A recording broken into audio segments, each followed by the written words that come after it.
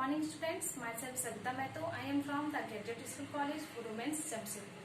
बच्चों, आप सभी मेले तो जाते ही होंगे। वहाँ पर आप लोग तरह तरह की खाने की चीजें देखते हैं, जैसे कि गोलगप्पा, आइसक्रीम और भी बहुत सारी चीजें होती है। तो आप लोग आइसक्रीम खाते हैं तो उसकी आकृति देखे हैं कैसे होती है? उसकी आकृति ऐसी होती है। आइसक्रीम की आकृति ऐसी होती है। इसके जैसे आकृति आपने और कहीं देखा है? जैसे हम लोग बर्थडे मनाते हैं तो हम लोग कैप लगाते हैं, तो इसकी आकृति भी कैसी है? इसके जैसी ही है। कैप की आकृति कैसी है? इसके जैसे ही है। तो गणित में ऐसी आकृति को हम लोग शंकु कहते हैं। क्या कहते हैं? शंकु। तो बच्चों, आज हम लोग शंकु के बारे में विस्तार से अध्ययन करेंगे। जैसे कि आप लोग इस चार्ट में देख रहे हैं कि एक शंकु की एक वृत्त होती है। एक शंकु में एक वृत्त होता है और वृत्त के केंद्र से लेकर शीर्ष की दूरी को हम लोग लंब ऊंचाई बोलते हैं और आर को आधार की त्रिज्या और एल यानी कि तिर्यक ऊंचाई। यानी कि एक शंकु में एच, एल और आर होता है, यानी कि तिर्यक ऊंचाई, लंब ऊंचाई और आधार की त्रिज्या होती है। अब हम लोग इस एक मॉडल के थ्रू ये समझने का कोशिश करेंगे कि शंकु की परिभाषा होती क्या है। तो आइए हम लोग मॉडल देखते हैं कि शंकु की परिभाषा क्या होती है। एक समकोण त्रिभुज है, ठीक है। जब हम लोग इसको घुमाते हैं तो एक शंकु जैसा आकार बन रहा है शंकु जैसा। यानी कि जब एक समकोण त्रिभुज को हम लोग चारों ओर घुमाते हैं तो किस टाइप की आकृति बनती है? शंकु की, यानी ऐसे।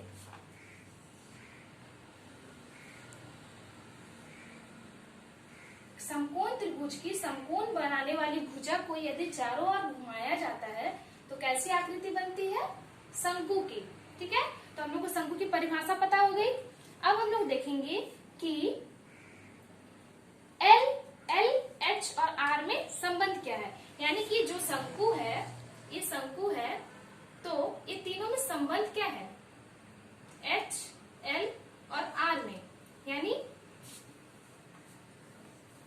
एल, एच और आर में हम लोग संबंध को देखेंगे कि तीनों में संबंध क्या है।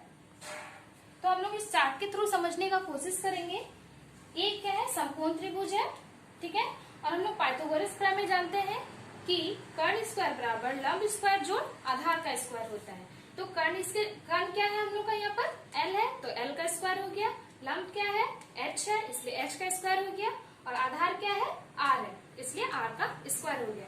जब हम लोग स्क्वायर को हटाते हैं तो इधर रूट लग जाएगा, इसलिए L equal to root under H square plus R square. तो हम लोग क्या संबंध देख लिए एल, एच और आर में कि L equal to root under H square plus R square, ठीक है। अब हम लोग शंकु का वक्रपृष्ठ क्षेत्रफल को देखेंगे। वक्रपृष्ठ क्षेत्रफल क्या होता है? जैसे कि ये शंकु है, ठीक है, तो इसके ऊपरी भाग को हम लोग वक्रपृष्ठ क्षेत्रफल कहेंगे। यानी कि इसमें वृत्त का परिधि तो है लेकिन वृत्त का क्षेत्रफल नहीं है। अगर इसमें वृत्त का क्षेत्रफल को हम लोग जोड़ देंगे तो ये क्या हो जाएगा? संपूर्ण पृष्ठ क्षेत्रफल। यानी कि शंकु का वक्रपृष्ठ क्षेत्रफल क्या होता है? जो सिर्फ उसका ऊपरी भाग, यानी कि उसमें वृत्त का परिधि है लेकिन वृत्त का क्षेत्रफल नहीं है, ठीक है। जैसे हम लोग यहाँ पर देखे हैं, एक शंकु है, मान लीजिए इसको हम लोग, एक शंकु है, ठीक है। जब इसको हम लोग खोल रहे हैं तो इस टाइप की आकृति बन रही है। तो यहाँ हम लोग देखते हैं वक्रपृष्ठ क्षेत्रफल।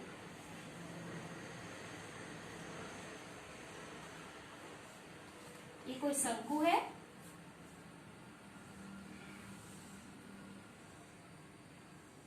ठीक है, ये कोई शंकु है, ठीक है।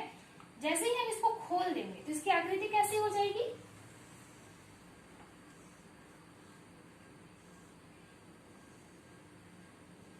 इस टाइप का आकृति बन रहा है, ठीक। तो इसमें एल क्या हो जाएगा? ये, यानी कि ये पार्ट एल, ये पॉइंट ए, पॉइंट बी। जब इसको हम लोग खोल दे रहे हैं तो ये ए, ये बी हो जा रहा है। अब हम लोग देखेंगे कि इसका फॉर्मूला को हम लोग निकालते कैसे हैं। शंकु का वक्रपृष्ठ क्षेत्रफल, तो ये क्या है? एक वृत्त है और ये क्या है? एक वृत्त की परिधि है, ठीक है। और जैसे इसमें बहुत सारे त्रिभुज बन के का क्षेत्रफल होगा। यानी कि जो ये पार्ट है, यही पार्ट हम लोग का वक्र पृष्ठ क्षेत्रफल है। ये क्या है? वक्र पृष्ठ क्षेत्रफल।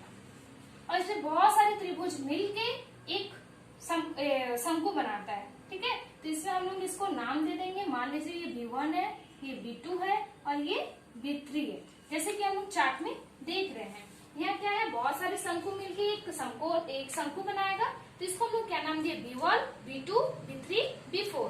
ठीक है, तो वक्र पृष्ठ क्षेत्रफल इक्वल टू सभी त्रिभुजों के क्षेत्रफलों का योग। यानी कि अगर हम सभी त्रिभुजों के क्षेत्रफलों का योग कर देंगे तो हम लोग को क्या मिल जाएगा? वक्र पृष्ठ क्षेत्रफल। तो यहाँ हम लोग देखते हैं सभी त्रिभुजों के क्षेत्रफलों का योग।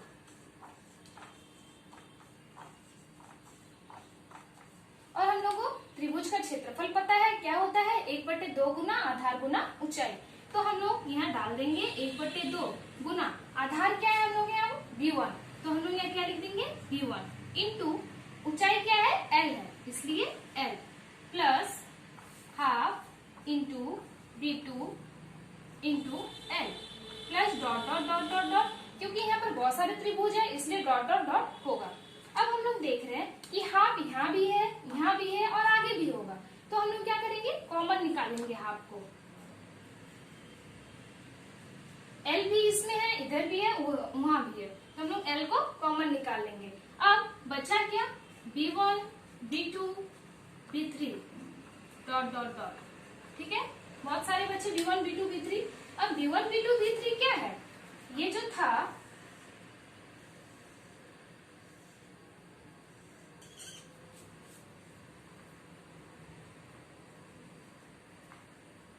ये B1, B2, B3।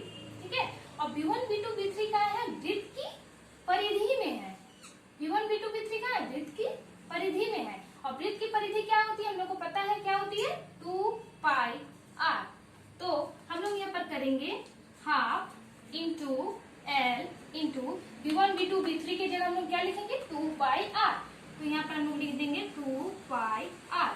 2 कैंसिल हो जाएगा तो क्या बचेगा? πrl। πrl। तो यहाँ हम लोग देखिए कि वक्र पृष्ठ क्षेत्रफल क्या होता है? πrl। अच्छा बच्चों, आज हमने क्या क्या सीखा? कि एक शंकु होती है, शंकु है जिसका एक वृत्त होता है, वृत्त में एक त्रिज्या है r, और शंकु में क्या था? L इक्वल टू त्रियक ऊंचाई, h था लंब ऊंचाई और r था आधार की त्रिज्या। हमने ये भी सीखा कि L, h और r में संबंध क्या है। तो हम लोग देखिए कि L equal to √h² plus r²। हमने इसको मॉडल में भी समझने का प्रयास किया कि शंकु की परिभाषा क्या होती है। तो आइए एक बार फिर से हम लोग देख लेते हैं।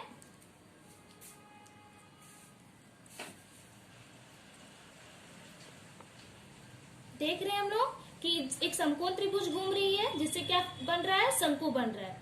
ठीक है, और हमने क्या देखा कि शंकु का वक्र पृष्ठ क्षेत्रफल क्या होता है? πrl। Thank you class.